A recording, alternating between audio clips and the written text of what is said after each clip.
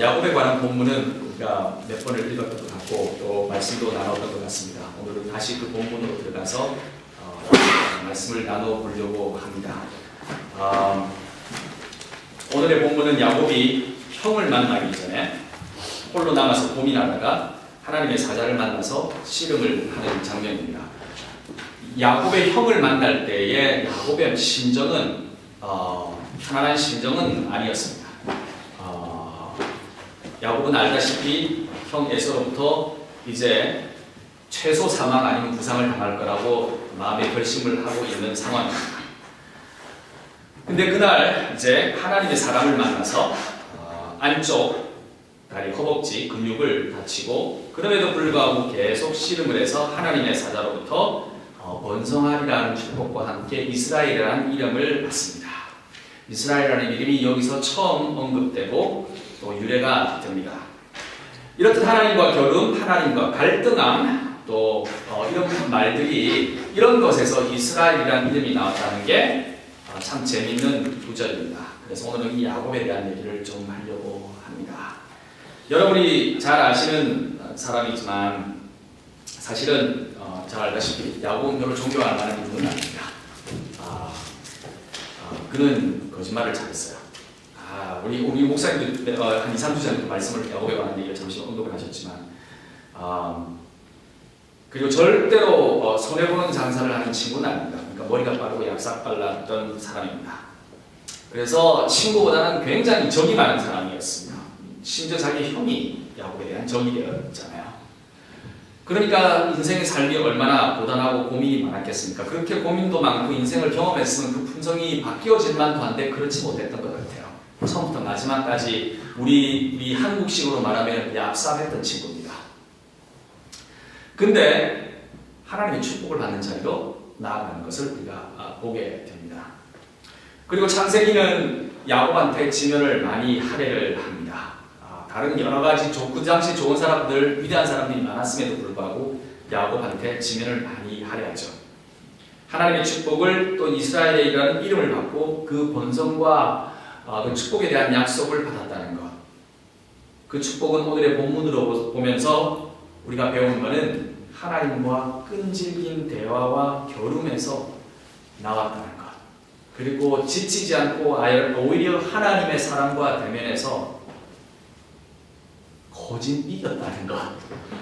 그리고 결국은 하나님의 사랑이 됐어, 이제 그만해. 내가 졌으니까 내가 죽게 까지 가는 상황으로 야곱이 몰고 갔다는 것. 심플하게 말하면 독종인 거죠. 끝까지 포기하지 않음을 토대로 해서 축복이라는 것이 나왔다라는 걸 한번 볼 필요가 있을 것 같아요. 하나님에 관한 권위의 얘기를 할 때, 하나님 나라에 관한 얘기를 할 때 가장 기본적인, 신정론에 관한 얘기를 할 때 가장 기본적인 질문 중에 하나가 뭐냐면은 왜 하나님께서는 착한 사람들한테는 축복을 해 주시지 않고 악한 사람들이 이렇게 잘 되게 만드셨습니까, 세상이? 이런 질문을 하게 됩니다. 그건 제가 하는 질문입니다. 왜 저처럼 착한 사람한테 축복을 해 주시고 왜 다른 사람들이 이렇게 돈을 많이 버냐 말입니다. 이런 질문들인 거죠. 그런 의문을 묻는 사람들이 있습니다. 종종 이 질문은 착한 사람에게 축복을 안 주시는 또는 착하고 순진해 보이는 사람들이 너무너무 고생을 하는 걸 보면서 하나님께서 말씀하시는 사람, 성경에서 얘기하는 정의라는 것이 다 부질없는 짓이구나 라고 얘기하면서 하나님에 대한 생각과 하나님에 대한 간구 자체를 멸시하거나 포기하는 또는 잊어버리기인데 오늘의 본문은 엄밀하게 말하면 야곱한테 주어진 축복을 비교해서 볼 때 우리의 착하고 오히려 순진해 보이는 것과는 사실 축복은 별로 관계가 없다라는 것을 냉정하게 보게 됩니다. 굉장히 냉정하지만 사실이에요. 그 이유는 축복은 어떻게 보면 하나님과 관계를 꾸준히 유지하려고 하고 하나님과 관계 있는 사람들에게 있는 그 관계 있는 사람들의 관계 안에 있는 사람들에게 주어지는 하나님의 선물이지 우리의 성품과는 관련된 선물은 아니다 라는 거예요. 우리가 잘생기고 우리가 못생기고 우리가 좀 착하고 좀 덜 착하고에 따라서 축복이라는 것이 주어지는 것이 아니라 하나님과의 관계 안에서 주어지신 것이다 라는 겁니다. 그래서 못된 사람도 축복을 받을 수 있습니다. 안타깝게도 오늘 야곱의 케이스가 그런 얘기를 하는 거예요. 그러므로 착하도 하나님의 관계가 소홀하고 그분을 경배하기를 멈추는 사람에게는 아무리 착해도 오늘 본문에서 얘기하는 하나님의 축복이라는 것을 기대하는 것은 무리다라는 얘기도 되어지게 됩니다. 또 한 가지는 우리가 성품을 아무리 착하고 우리 성품이 아무리 착하고 순진해도 그것이 그렇게 보일 뿐이지 엄밀하게 얘기하면 하나님 앞에서 우리는 두말하면 잔소리도 죄인 투성입니다. 그러므로 뻔히 우리가 착한 게 아닌데 이 사람이 착한데 왜 안 주나라고 하는 그 지적 자체는 기본적으로 논리의 부족인 거예요. 그 어떤 인간론에 관해서 생각해 보게 되면 하나님의 입장에서 보면 착한 사람은 아무도 없는 겁니다. 그러므로 그렇게 전제하고 하나님 앞에 질문하는 것 자체가 논리적으로 되지 않는다는 거예요. 하나님과의 관계 안에서는. 사람은 안 착해요. 사람은 이기적입니다. 사람은 우리 애들만 봐도 마찬가지입니다. 우리 아들은 저만 보면 아빠 사랑해 그리고 나한테 쇼핑몰 가자합니다. 안 착해요. 가서 자기가 원하는 거 이미 계산해서 1, 2, 3 세워놓습니다. 그리고 항상 뭘 요구할 때 이렇게 얘기를 해요. 이거 줄까? 이거 주고 이거 안 주고 이게 아니고요. 이거 주지 않으면 그보다 작은 어떤 거를 줘야 돼. 2가지 옵션을 줘요. 어떻게 하든지간에 줘야 돼요. 저는. 그렇게 해서 대화가 진행이 돼요. 다 생각이 있는 겁니다. 저는 그냥 허그하고 뽀뽀하면 끝날 줄 알았는데 그렇지 않더라고요. 미안 착합니다. 죄송합니다. 쉽게 말하면 사람은 기본적으로 하나님 앞에는 착한 사람은 없어요. 혹시 착한 품성이 나타나기는 해도 우리 안에 있는 하나님의 그 성품이 가끔씩 정말 주의 은혜로 드러나기는 해도 그래서 우리가 착하게 보이도 우리의 인간적인 토대는 착함을 근거로 되어 있지는 않다. 이것이 성경이 늘 얘기하는 겁니다. 이 축복은 어떻게 보면은 이 축복에 관한 문제, 우리들의 본성에 관한 문제, 그리고 우리가 그 본성을 가짐에도 불구하고 끈질기게 하나님과 겨루는 그런 관계를 잘 나타내는, 그리고 그것이 어떤 결과를 가져왔는가를 잘 나타내는 것이 바로 야곱의 이야기야. 야곱은요, 태어나면서부터 골칫덩어리였습니다. 속에서 마구 싸웠습니다. 그쵸? 형하고 형 에사하고 마구 싸웠습니다. 그래서 리브가가 너무 고통스러웠어요. 창세기 25장 22절에 보게 되면 어찌할꼬 이렇게 하면서 너무너무 내가 하나님 앞에서 아프다라고 울부짖는 장면부터 시작합니다. 왜 이런 일이 시작하느냐? 이런 일이 생기느냐고요. 그리고는 야곱은 형 에서의 발꿈치를 잡고 나왔습니다. 경쟁에서 진 겁니다. 나올 때. 그러니까 막 경쟁하는 그 가운데 있으니까 엄마가 얼마나 아팠겠어요. 이 때문에 이름이 발꿈치를 잡는 자 야곱이라는 이름을 받습니다. 이 이름은 나중에 종종 속이는 자라는 뜻으로 번역되기도 합니다. 그 속이는 자라는 야곱이 나중에 이스라엘이 되는 거예요. 아이러니하지 않습니까? 자라면서도 사고를 칩니다. 아버지를 속여서 형한테 당연히 가야 하는 축복을 가로챕니다. 그 사건 기억나십니까? 털도 없는 녀석이 털 있는 척하면서 상 받아가는 사건. 축복받아가는 사건. 그리고는 이 일로 인해서 도망치게 됩니다. 그리고는 어디로 갑니까? 외삼촌 라반의 집으로 가게 됩니다. 그 와중에 그는 하늘에서 사닥다리가 내려오는 꿈을 꾸고 그것을 베델이라고 합니다. 하나님의 전 천국으로 가는 문 이런 뜻입니다. 그때 야곱은 이런 약속을 합니다. 하나님 앞에 하나님께서 나에게 축복을 주셨으니 감사하다. 그러므로 내가 10분의 1을 하나님께 돌리겠노라. 이것이 우리 기독교 안에 11조의 전통의 출발입니다. 근데요, 너무너무 웃기는 게 이겁니다. 하나님이 나한테 다 축복으로 주셨으니까 내가 이제 10분의 1을 하나님 앞에 돌려드리겠다고 얘기합니다. 거꾸로 얘기하면 무슨 얘기인지 아십니까? 10분의 1은 내 거라는 거예요. 11조의 전통이 그런 겁니다. 10분의 1은 내 거라는 야곱의 얄팍한 마음에서 나온 거예요. anyway, 그리고는 라반으로 집에 가서 거합니다. 처음에는 속아서 레아하고 결혼을 했지만 나중에는 어떻게 됩니까? 레아도 없고 그 다음에 라헬도 없습니다. 감사합니다. 천사님. 역시. 그리고 모든 가족을 데리고 나옵니다. 사실 라반이라는 친구는 외삼촌이 노동 착취를 했어요. 그 와이프 주는 거로 인해서 7년 동안 임금 같은 거 안 주고 일을 시켰으니까. 근데 야곱 거기에서 지지 않습니다. 다윈의 저리 가랄 정도로 머리가 좋은 겁니다. 왜? 짐승들을 잡종 교배를 시킵니다. 그래서 얼룩 있는 거, 얼룩 없는 거, 순종은 삼촌 거, 잡종은 자기 거 이렇게 됩니다. 근데 여러분이 생물 시간에 기본적으로 공부를 해봐 아셨겠지만 잡종이 번식력이 더 강합니다. 늘 잡종이 더 많이 나오게 돼 있어요. 그래서 야곱의 짐승이 그 가축들이 더 많아지게 됩니다. 교배 잡종을 시켰으니까요. 그래서 라반하고 원수가 됩니다. 왜냐면 당연하죠. 잡종이 계속 나오니까. 어쨌든지 이렇게 지지 않는 싸움, 머리를 굴리는 싸움을 하는 친구가 야곱이었습니다. 그래서 삶은 파란만장했어요. 순진하지 않았습니다. 그야말로 생존을 위해서 살았어요. 야곱은 처음부터 마지막까지 이런 술수와 권모에 능한 친구인 거예요. 자, 라반을 치러 나왔습니다. 나와서도 이제 갈 곳이 없습니다. 축복을 해서 모든 양도 있고 뭐 염소도 있고 여러 가지 가축들이 많지만은 돌아갈 곳이 없는 신세가 된 거예요. 뭔가는 알아요. 그러나 갈 곳이 없어요. 삶은 뭔가 많아도 이렇게 고단한 것입니다. 부자가 되어서 나왔지만 지금은 야곱이 자신을 속이고 나왔던 에서를 만나야 하는 순간이 닥친 거예요. 에서는 군인 장정 400명을 이끌고 야곱을 만나러 온다고 합니다. 그 소식을 들었어요. 아, 그 당시에 400명, 그것도 칼찬 사람 400명이면 싸움에 이미 진 겁니다. 이제는 내가 죽었구나. 그래, 부자가 되어서 나와도 고민이 끝이 없는 겁니다. 과거에 했던 잘못은 아직까지도 내 발목을 붙잡고 있는 거예요. 이 대목에서도 야곱은 살아야만 했습니다. 생존 전법이 전략이 필요했던 겁니다. 그래서 32장 8절에 보면 이런 표현이 나옵니다. 한 대를 치면 남은 한 대를 사르리라. 이런 표현이 나와요. 가족을 절반으로 나눈 겁니다. 절반 나눠서 먼저 보내서 거기서 모두가 죽으면 나머지 한 대를 갖고 도망가겠다는 전략이겠죠. 그래서 자기의 재산과 식구를 둘러 나눈 겁니다. 절반은 죽어도 절반은 살아야 되니까. 근데 여러분, 이 얘기가 우리들의 얘기 같지 않습니까? 살아남으려고 하는 이 모든 전략들이 우리들의 얘기 같지 않으세요? 수많은 도전과 위협과 우리의 실수와 잘못해서 생긴 모든 문제들 또는 남의 실수와 잘못으로 생긴 문제를 어쨌든지 간에 이런 문제투성이 속에서 살아남으려는 야곱의 노력은 우리의 삶 또한 그러한 것이라고 반영하고 얘기해주고 있어요.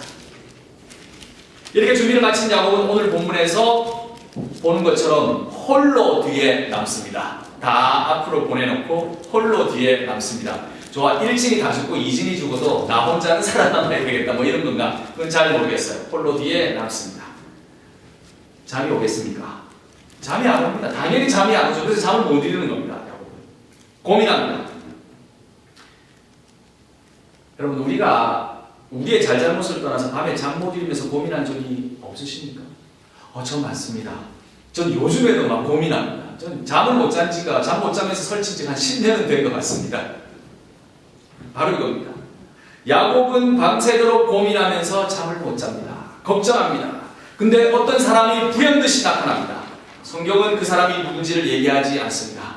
나중에 야곱이 물어봐도 대답도 안 합니다. 그러나 그는 하나님의 사람이었던 것 같습니다. 그는 하나님을 대표하는 하나님의 사람과 야곱은 밤새 씨름을 하기 시작합니다. 이 장면이 너무나 큰 중요성을 가지고 있습니다. 큰 상징이 있습니다. 야곱이 때 밤새 고민하면서 씨름할 때 하나님의 사람과 함께 씨름하였다는 것은 야곱이 온 밤을 하나님과 함께 씨름하며 고민하며 매달리며 간구하며 울부짖으며 진이 빠지도록 겨루었다는 것을 의미합니다. 단지 이 밤뿐만 아니라 사실은 야곱은 온 일생을 하나님과 씨름하며 고민하며 매달리고 간구하며 하나님이 축복 안 하면 내가 하나님을 놓을 수 없습니다 라는 각오로 하나님과 겨루었다는 얘기입니다. 자기의 품성이 잘 바뀌어지지 않고 못된 짓을 그렇게 하면서도 하나님과 계속 겨루는 것을 포기하지 않은 겁니다. 나중에 이 사람이 이렇게 얘기합니다. 그래 아유, 내가 이제 너를 축복하겠다. 내가 이제 좀 나 좀 낳아주라. 내가 이제 너한테 새로운 이름을 줄게. 내 이름을 이스라엘이라 하자. 그 말은 내가 하나님의 사람과 더불어 이겼습니다 라는 결론을 내리게 된 거예요. 보다 분명하게 얘기하면 하나님의 사람과 겨루어서 하나님의 사람을 극복하였다. 그리스도의 삶은 축복으로 가득 찬 삶, 해피하고 스마일로 가득 찬 삶이기도 하겠지만 그리스도인으로 삶의 축복이라는 것은 하나님과 함께 겨루고 하나님을 놓지 않고 하나님이 너 참 대단하다라고 인정받는 삶이 축복의 삶입니다. 이 하나님과의 관계는 한 달, 두 달 동안 되는 것이 아니라 일생을 통해서 계속되어 나가는 겁니다. 여러분들이 그랬던 것처럼 제가 또한 그러한 것처럼 하나님이 야, 너 정말 지독하다. 너 대단하다. 내가 준다. 라고 할 때까지 그 슈럭을 겨루고 묻고 대답하고 울고 매달리며 웃고 하면서 하나님 앞에 궁극적으로 인정받는 삶이 축복인 겁니다. 그렇게 살면서 우리의 눈물이 없어질까요? 그렇진 않습니다. 우리의 실수는 하나님과 이겼다는 이스라엘의 이름을 받기보다 현실에서 주어진 조그마한 성공에 매몰되어서 하나님의 관계를 잊어버리는 것이 우리의 실수입니다. 아니면 너무 힘들어서 하나님과의 겨루기를 쉽게 포기하고 돌아가는 것이 우리의 실수입니다. 하나님 없어! 라고 얘기하면서 떠나는 것이 우리의 실수라는 것이죠. 또는 나는 착한데 왜 하나님께서 나에게 복을 주지 않으실까? 왜 나는 이렇게 지지리도 복이 없을까? 그러면서 복의 근원을 하나님과 관계에서 만들어진다는 사실을 잊어버리는 것이 우리의 실수입니다. 축복은 그래서요, 하나님과 겨루는 관계 안에서 그 관계를 포기하지 않고 끝까지 매달리는 데서 나오기 시작합니다. 우리 생명나무 교회 식구 여러분들은 끝까지 가시기를 정말 원합니다. 아멘. 우리가 겨루어야 할, 우리가 마주쳐야 할 일이 너무나 많이 남아 있습니다. 거의 매일 전쟁과 전투를 치르면서 살아갑니다. 모든 것이 겨루는 일투성입니다. 집에 몰기지가 봐야 됩니다. 갑자기 관절염이 왔습니다. 갑자기 하우스가 터졌어요. 지붕에 물이 샜습니다. 갑자기 어느 날 애가 아파 보이기 시작합니다. 세금을 1년치 못 냈는데 2년치도 못 낼 것 같습니다. 어느 날 소송이 걸리기도 합니다. 내가 핸들할 수 있는 것 이외에 내가 스스로 정말 조절할 수 없는 일들이 마구 터지기 시작합니다. 옆집에서 막 시끄러고 부부싸움이 나서 접시가 날아다니고 그럽니다. 어느 날 가다가 자동차에 빵꾸가 갑자기 서서 95번 도로에서 서버리게 됩니다. 매일 경험합니다. 우리가 핸들할 수 있는 겁니까? 아닙니다. 어떤 거는 우리가 핸들하고 어떤 거는 우리가 핸들할 수 없는 일들이 터지는 거예요. 그래서 우리는 근본적으로 매일매일 겨루고 매일매일 전투하며 매일매일 싸우면서 나가는 사람들입니다. 큰 일은 아니지만 작은 일의 연속이기도 합니다. 그래서 우리는 스트럭을 합니다. 그러나 그런 일 가운데서 우리는 여전히 하나님과 겨루고 있다는 것을 기억하면서 살아가기를 원합니다. 좀 더 큰 문제도 생깁니다. 결혼 생활이 삐딱거립니다. 애들이 반항합니다. 주먹이 왔다 갔다 합니다. 사랑하는 친척이 죽어갑니다. 파산에 이르렀습니다. 알코올릭이 되어갑니다. 실직이 닥쳤습니다. 폭풍이 닥칩니다. 뉴욕에서 빌딩이 무너집니다. 전쟁이 터집니다. 에볼라가 터집니다. 이런 일들이 마구마구 터지는 가운데서 우리는 매일매일 하나님과 겨루면서 살아갑니다. 그럼에도 불구하고 우리는 그 겨루는 것을 포기하지 않습니다. 왜요? 우리는 새로운 이스라엘이잖아요. 우리는 매일매일 겨루는 이러한 상태에 있습니다. 싸우는 상태에 있습니다. 밤에 못 자고 근심하는 상태에 있습니다. 그러나 기억하시기를 바랍니다. 이 모든 갈등과 도전의 상황 안에서 우리는 하나님과 또한 전적으로 묻고 질문하고 겨루고 있습니다. 이때 중요한 것, 포기하지 않는 겁니다. 그 안에서 하나님을 만나는 것입니다. 그리고 복 달라고 끝까지 매달리는 겁니다. 죽어도 하나님 나한테 안 주시면 안 놓을 겁니다. 하나님 당신 나쁜 사람이야 라고 뒤돌아서는 것이 아니라 하나님 나 안 놓습니다. 그냥 날 해도 안 놓습니다. 날 바닥으로 떨어뜨려도 안 놓습니다. 끝까지 매달리는 겁니다. 맞죠, 조정 목사님? 그런 겁니다. 그리고 난 뒤에 한번 보는 거예요. 하나님이 우리를 어떻게 하시나. 하나님 우리에게 그래 너는 정말 이스라엘이다 라는 그 이름을 줄 때까지 우리는 가는 겁니다. 그래 이제 네가 이겼다 라고 할 때까지 가는 겁니다. 세상의 도전과 어려움이 우리를 무너뜨리지 않도록 해달라고 하면서 매달립니다. 사랑하는 우리 생명나무 교회 성도 여러분, 우리는 하나님과의 그토록 아름다운 사랑의 관계에 있습니다. 사도 바울은 이렇게 고백합니다. 누가 우리를 그리스도의 사랑에서 끊으리요? 환난이나 공고나 핍박이나 기근이나 적신이냐 위험이냐 칼이라. 그러나 이 모든 일에 우리를 사랑하시는 이로 말미암아 우리가 어떻게 된다고요? 넉넉히 이기리라. 여러분은 하나님이 사랑하는 자녀들입니다. 여러분은 이스라엘입니다. 아무도 하나님의 사랑에서 끊을 수 없습니다. 하나님과 겨루십시오. 포기하지 마십시오. 매달립시다. 힘냅시다. 축복은 여러분의 것입니다. 야곱이 나중에 어떻게 되었습니까? 에서와 화해하고 그와 더불어 더욱이 번창하였다고 이 다음에 본문은 얘기합니다. 다음 챕터를 위해서 끊임없이 인생의 다음 챕터를 위해서 끊임없이 겨누는 하나님과 겨루는 우리 생명나무 교회 식구가 되기를 주님의 이름으로 축원하며 기도합니다. 아멘.